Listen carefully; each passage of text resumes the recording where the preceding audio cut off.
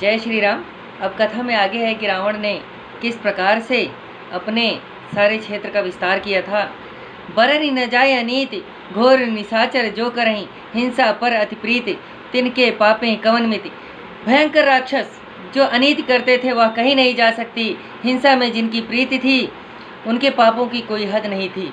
राजा रावण के राज्य में पाप की कोई हद नहीं थी। बाढ़े खल बहु चोर जुआरा जेलम पट पर धन पर हारा।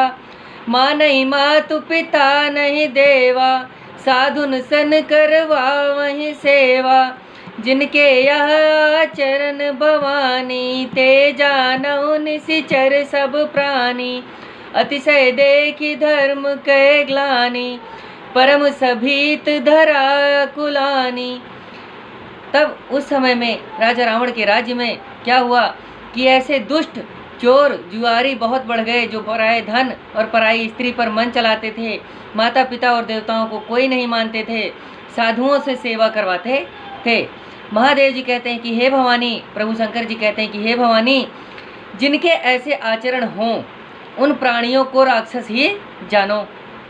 इस प्रकार धर्म की बहुत हानि देखकर पृथ्वी अत्यंत भयभीत होकर घबराई, क्योंकि एक पापी यानी राजा रावण पृथ्वी को इतने दुख देता था कि पृथ्वी घबरा गई थी उस समय। आगे है गिरिसर सिंधु भार नहीं मोही जस मोहि गरु एक पर द्रोही। सकल धर्म देखई विपरीता कहीं न सकई रावण भय भीता। धेनु रूप धरि गई बिचारी गई जहाँ जहाँ सुर मुनि झारी। निज संताप सुनाए सिरोई काहू ते कछु काज न होई।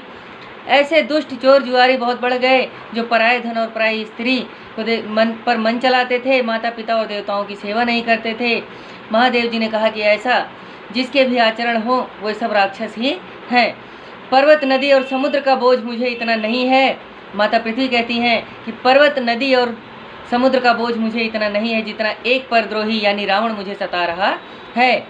पृथ्वी पर सब धर्मों को विपरीत देख करके राजा रावण के डर से माता पृथ्वी कुछ कहती नहीं है। गौ का रूप यानी गाय का रूप धारण करके बेचारी वहाँ गई जहाँ सब देवता और मुनि अपना दुख रोकर सुनाया करते थे। प्रभु श्री विष्णु के पास गई कि वहाँ कुछ काम बन जाए। माता पृथ्वी क्या है कि गाय का रूप धारण करके वहाँ गई हैं और उनसे विनती करती हैं। सुर मुनि गंधर्वा मेंढी करी सरबा गए बिरंची के लोका। संग गोतनुधारी भूमि बिचारी परम विकल भय शोका। ब्रह्मा सब जाना मन अनुमाना मोर कछु न बसाई। जा करिते दासी सो अविनाशी हमरे तोर सहाई। धरनि धरई मन धीर कह बिरंची हरिपद सुमिरु।